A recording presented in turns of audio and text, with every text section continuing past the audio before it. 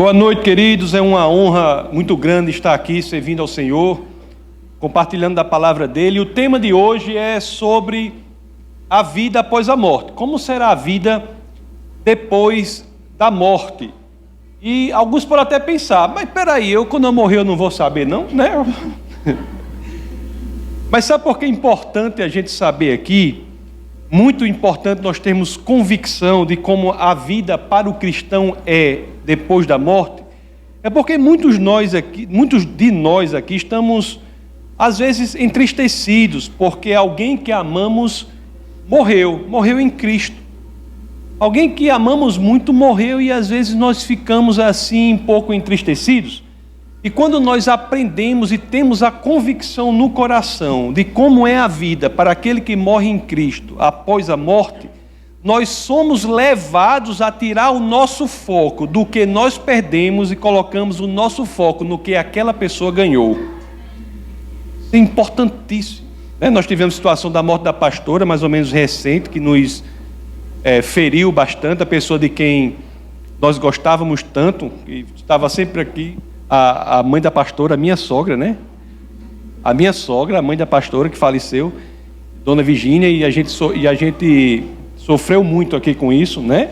E temos que ter essa convicção, porque se nós pudéssemos ver como a pessoa que morre em Cristo hoje vê, nós jamais iríamos querer que ela voltasse.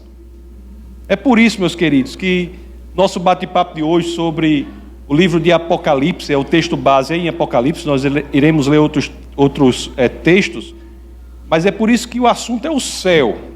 E para isso eu já peço a vocês que, claro, se assim quiserem, abram as escrituras no livro de Apocalipse, capítulo 7, verso 9.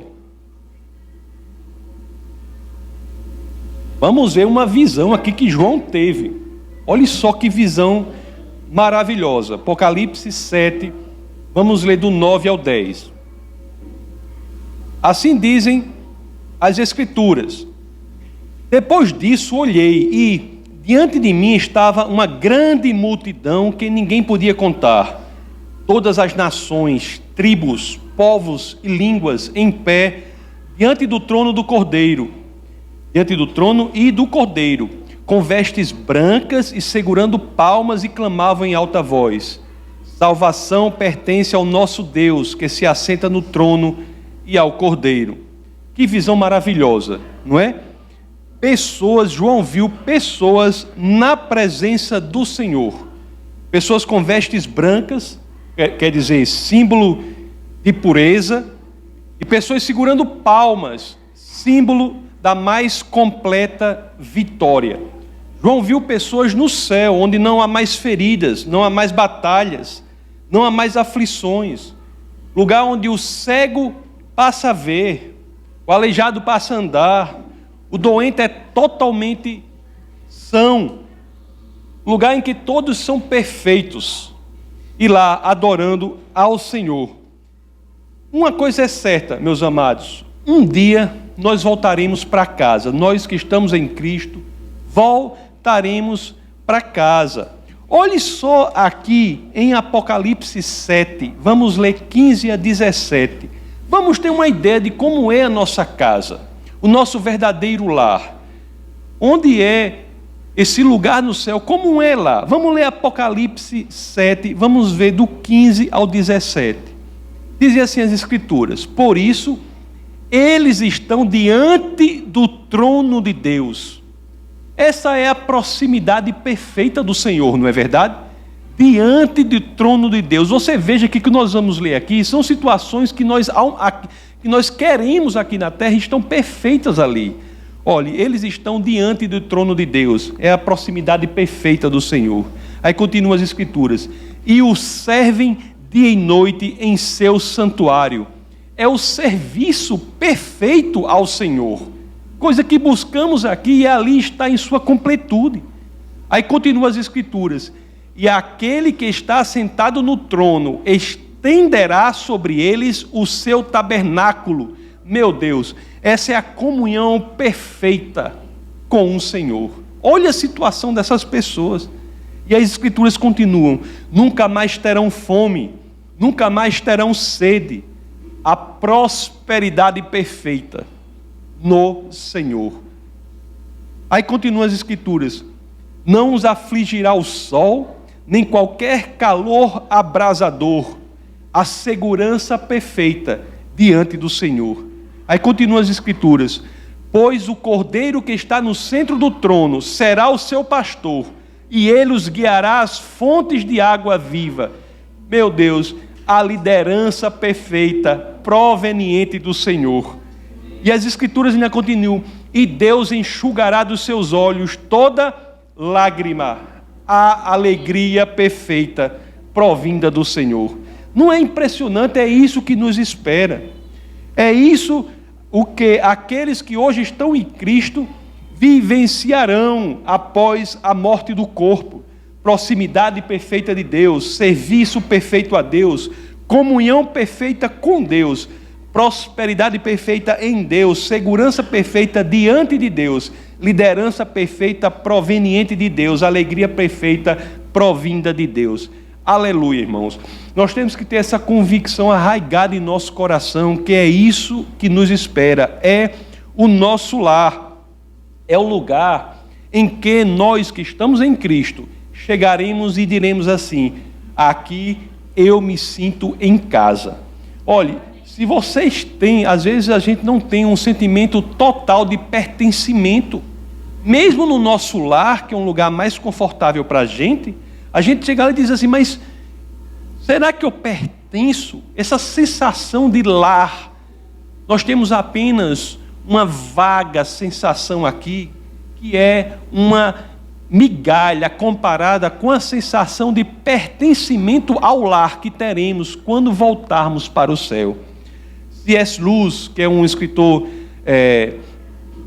de cujas palavras eu falo muito aqui, tem muitas passagens dele que eu falo, ele diz assim, abre aspas: se eu encontro em mim um desejo que nenhuma experiência deste mundo possa satisfazer, se eu encontro em mim um desejo que nada nesse mundo satisfaz, toda experiência que eu tenho nesse mundo ainda não satisfaz esse desejo, eu ainda continuo com esse desejo. Aí ele continua: a explicação mais provável é que eu fui feito para um outro mundo. Sim, meus amados, nós fomos feitos para um outro mundo. Nós fomos feitos para um outro mundo, e é neste outro mundo, na presença completa e perfeita do Senhor, que todos esses desejos serão satisfeitos. No céu, não há só comunhão perfeita com Deus, como nós vimos, mas também há comunhão perfeita com os irmãos. E é aqui que eu quero falar sobre isso, porque muitas pessoas têm uma interpretação que é equivocada do ponto de vista bíblico sobre como nós entraremos em contato uns com os outros no céu. Conforme nós vimos lá em Apocalipse 7, capítulo 9, João viu no céu, né?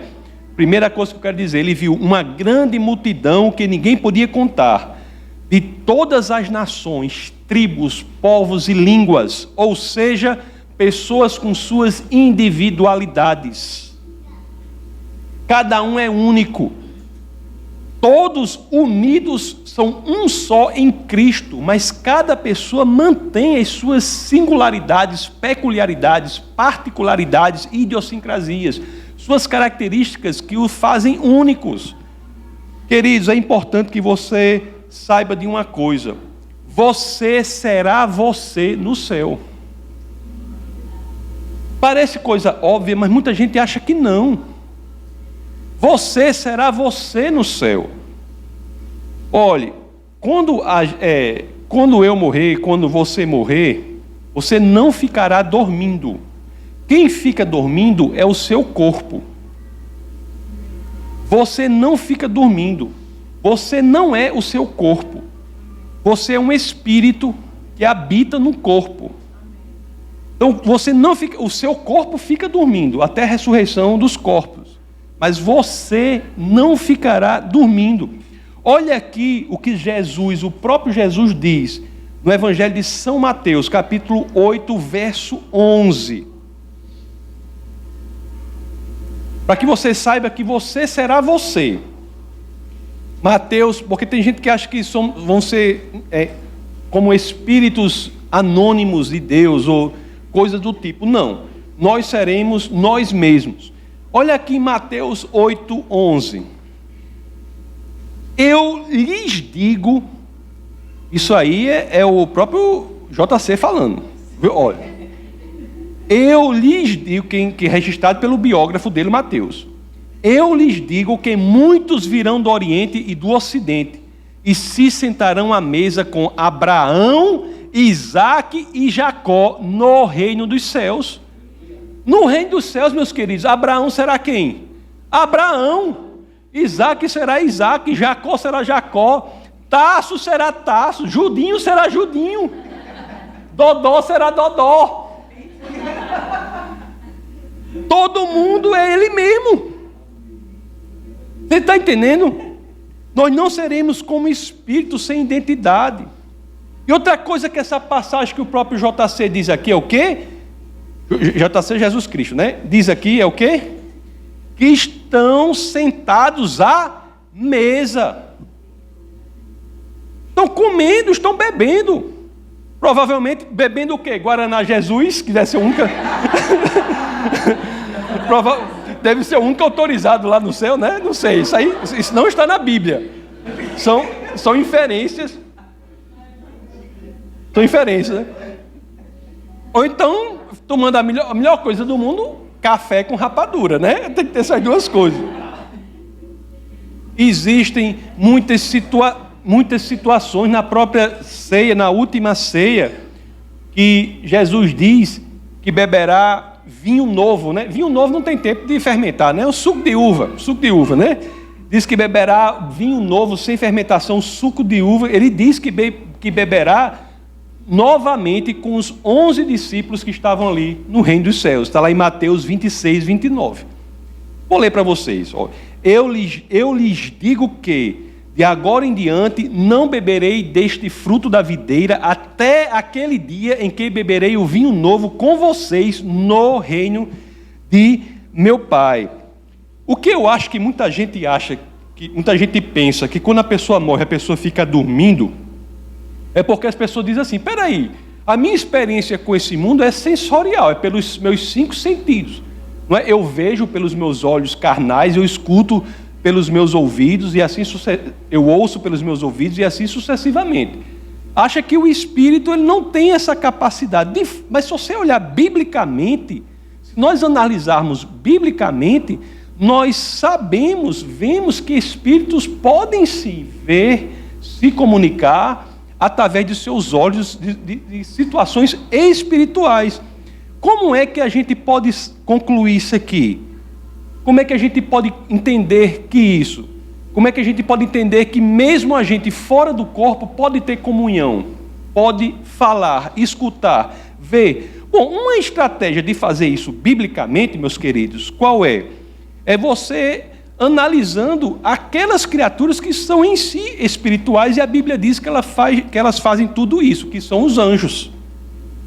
Os anjos não têm corpos, né? Lá em Mateus 24, 39 diz que um espírito não tem carne e nem osso. Em Hebreus 1,14 diz, os anjos não são todos eles espíritos ministradores enviados para servir aqueles que hão de herdar a salvação?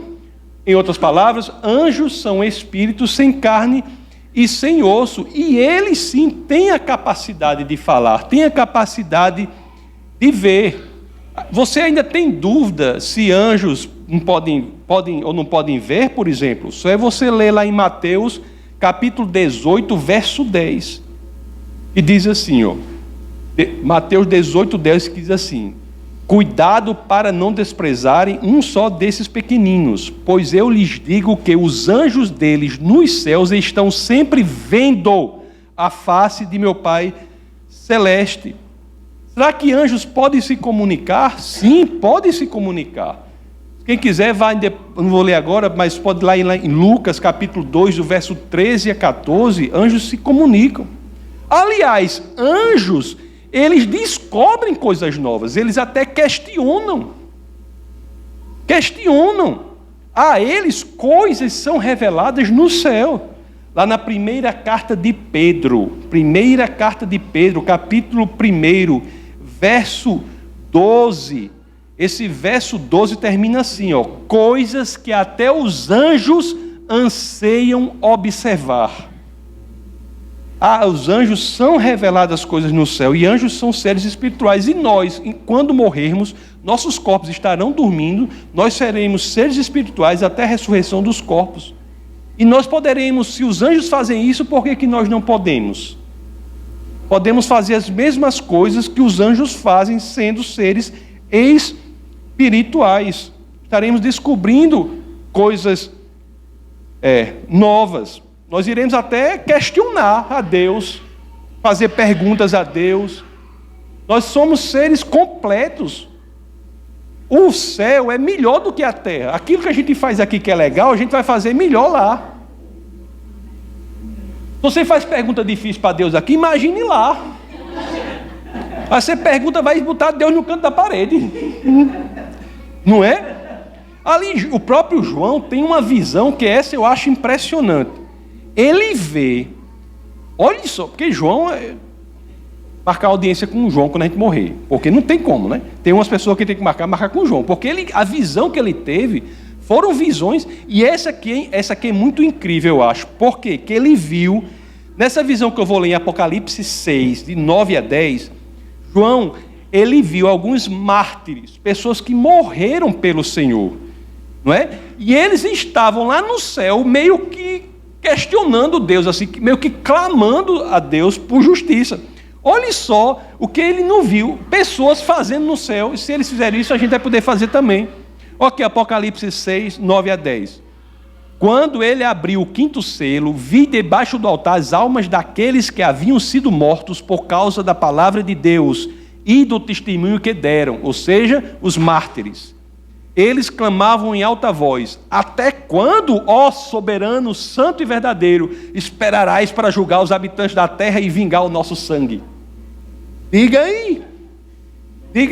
E tem gente, o cara no céu, questiona o Senhor com sinceridade e honestidade. Tem gente aqui que fica querendo enganar a Deus. Tem dúvida perante o Senhor e não coloca as dúvidas perante a Deus.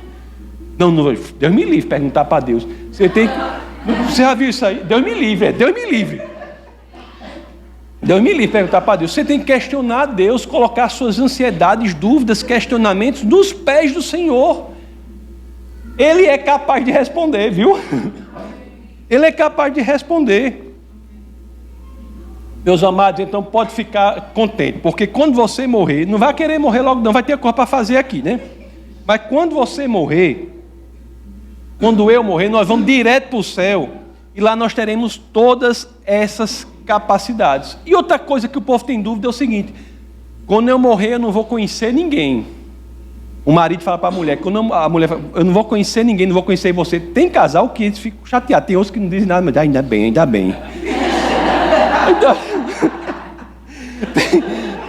Tem casal que diz assim: eu não vou. Aí, né? Se você está nessa situação, não deixe de ir para a nossa reunião dos casados, que não é para você querer conhecer as outras pessoas. Será que reconheceremos as pessoas amadas no céu? Tem gente que diz que não, mas a resposta bíblica é sim, reconheceremos. Não só reconheceremos, como continuaremos a comunhão com eles no céu. O céu é melhor do que aqui, não é pior não. O céu é melhor, não é pior do que aqui não. O céu é maravilha, você morrer, você vai ser o quê? Eu vou ser o cara quer ser forte, acha que não vai, você é uma comigo, ninguém pode, que é aquela planta, né? Vai ser uma planta sem fazer. Não, o céu é melhor do que aqui. Não é pior não. Olhe, engraçado aqui, tem uma carta aos Tessalonicenses, a primeira carta aos Tessalonicenses, que o apóstolo Paulo, ele fala, na primeira carta aos Tessalonicenses, capítulo 2, verso 19, o apóstolo Paulo aqui, ele fala, ele tinha certeza que ele ia continuar a comunhão com os Tessalonicenses no paraíso. Aliás, ele até diz uma coisa bonita aqui do ponto de vista evangelístico, que ele diz que a nossa coroa no céu será exatamente o nosso esforço em encaminhar pessoas para o Senhor. Olha aqui que legal aqui, ó. Primeira carta aos Tessalonicenses, capítulo 2, verso 19. São Paulo diz: pois quem é a nossa esperança, alegria ou coroa em quem nos gloriamos perante o Senhor Jesus na sua vinda?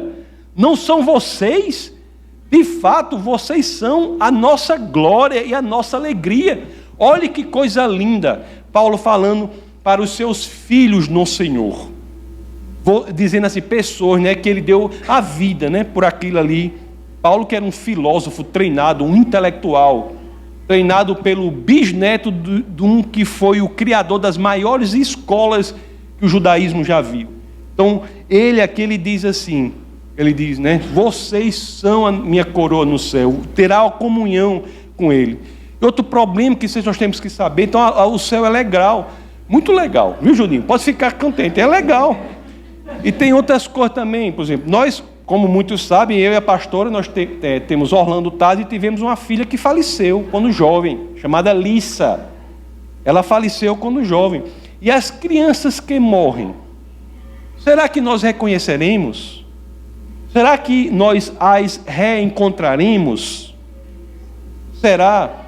As Escrituras, meus amados, trazem incrível conforto para os pais que perderam filhos na infância, quando eram crianças. Traz um conforto impressionante. Eu só vou dizer para você como é. Olha só que coisa incrível aqui, ó. Vocês sabem que um dos filhos do rei Davi morreu. Sabe disso? E o que foi que Davi disse em relação a isso? Está lá na 2 Samuel 12, 23. O que foi que Davi disse em relação a isso? Olhe só o que Davi disse. Estava aquele jejum, oração, aquele negócio, aí pá, a criança morreu. Aí o que foi que Davi disse logo depois?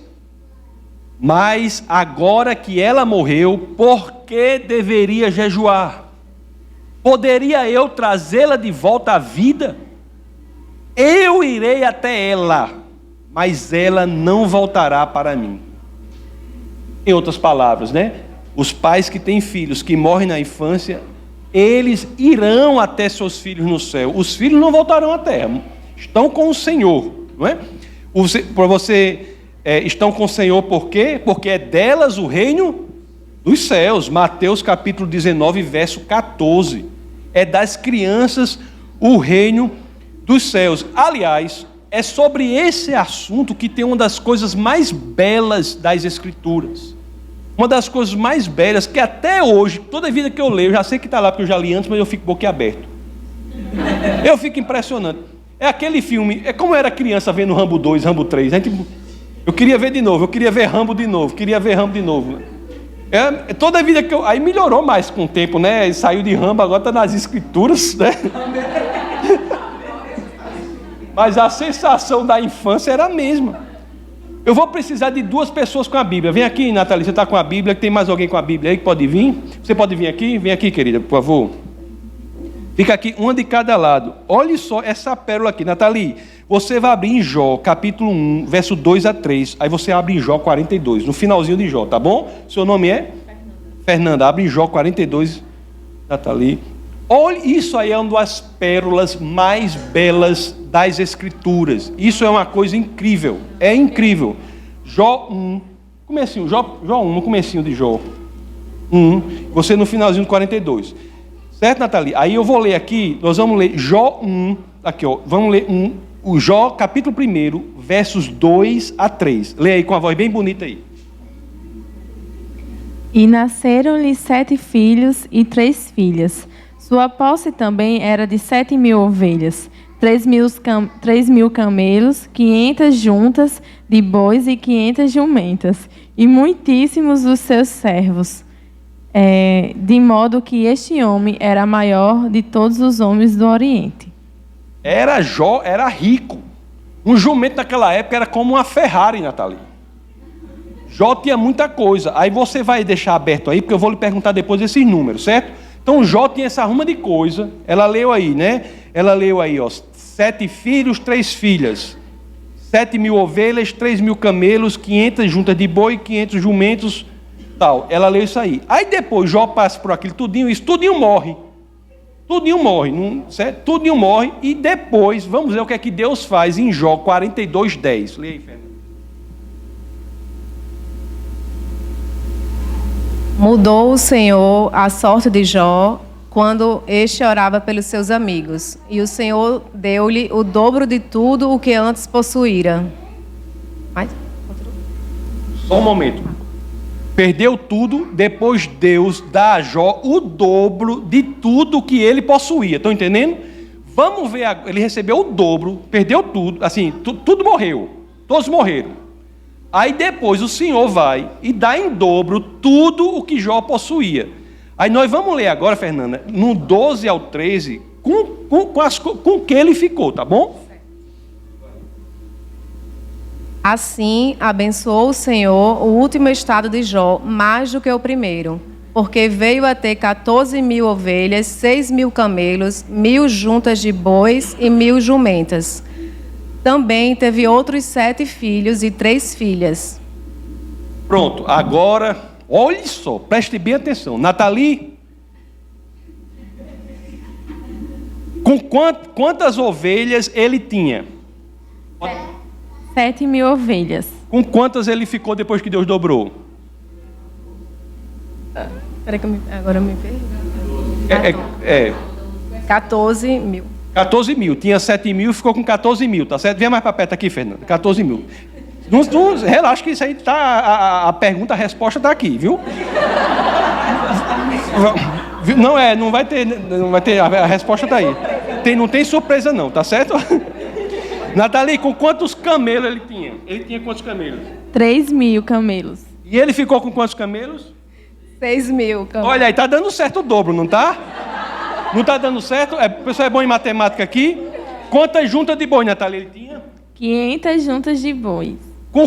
Agora, com quantas juntas de boi ele ficou? 1.000 juntas de bois. Meu amigo, agora vamos ver para quantos filhos ele tinha? Quantos filhos?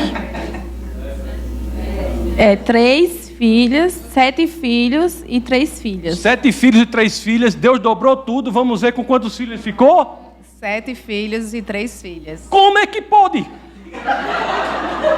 Como é que pode? Deu errado a matemática? A Bíblia errou a matemática? Hein? Não errou por quê? Porque aqueles filhos que morrem, o pai não os perde. Ele fica nos braços do Senhor, esperando o retorno dos pais para o céu. Nós estamos falando aqui do primeiro livro escrito da Bíblia. Primeiro livro escrito da Bíblia. Olhe só, isso é uma pérola. Muito obrigado, viu, querida? Muito obrigado. Ó, caiu aqui, ó. É um cheque aí para você. Caiu aí. Olhe só que coisa belíssima. Olhe só.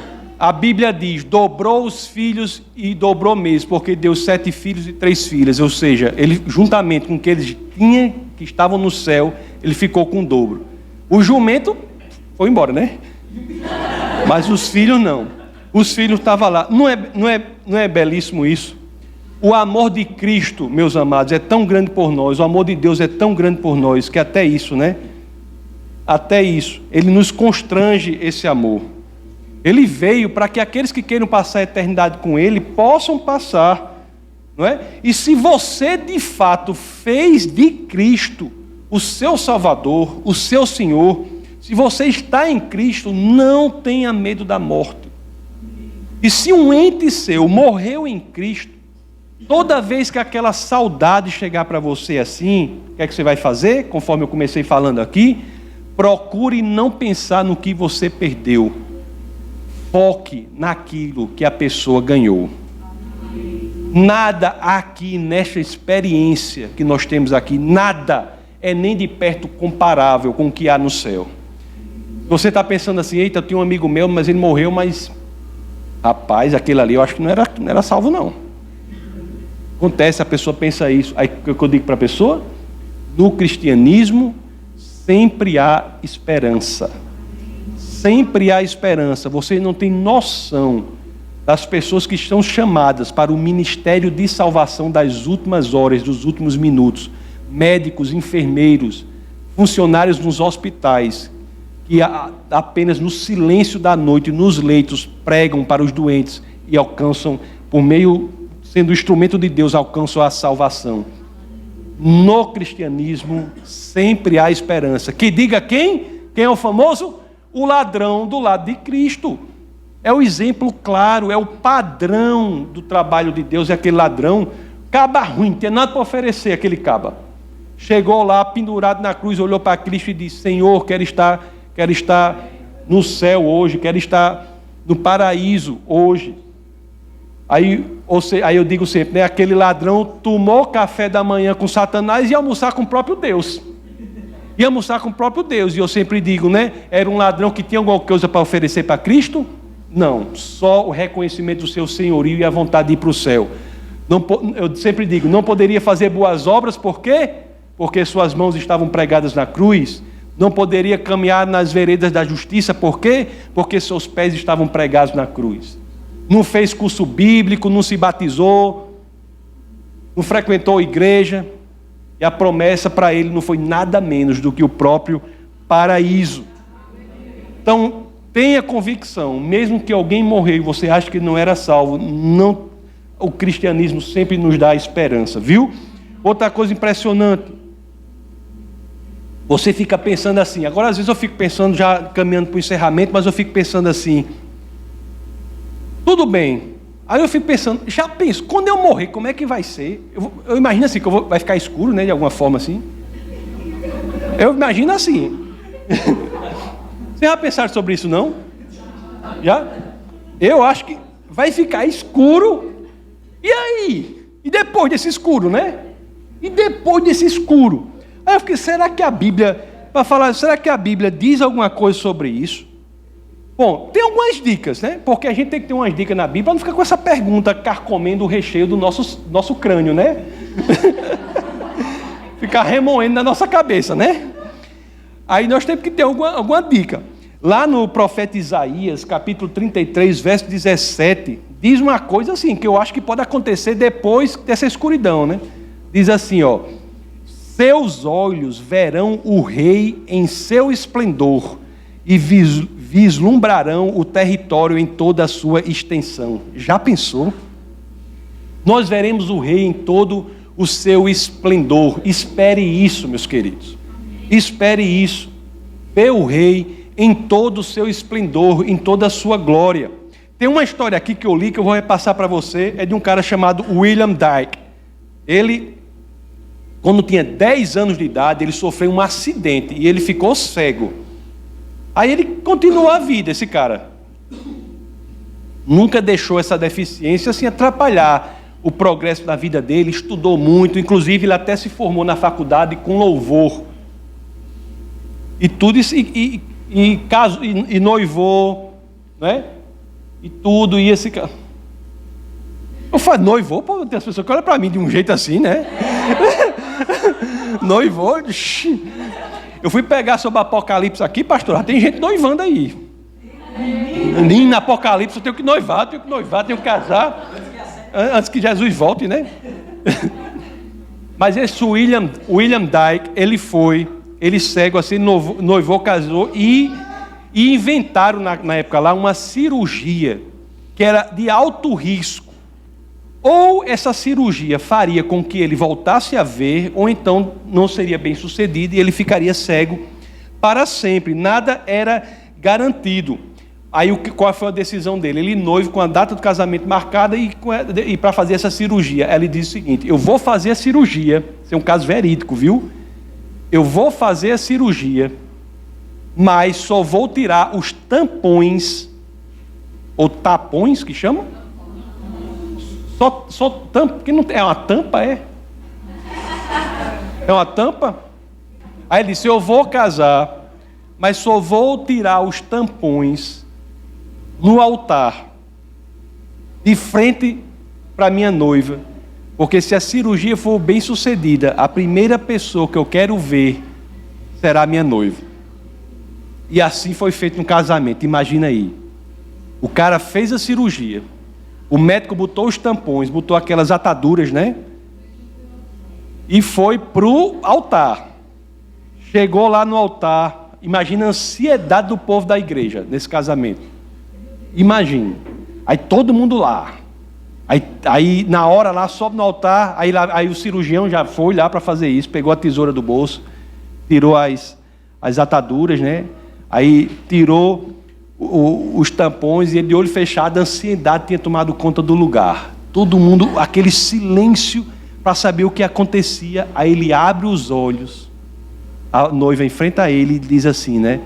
Aquilo que ele falou, toda a igreja ouviu, né? Aí ele diz assim: você é muito mais bonita do que eu jamais pude imaginar. Não é bonito isso? Não é bonito? Um dia, meus amados, os nossos tampões serão retirados dos nossos olhos. Um dia isso será feito conosco.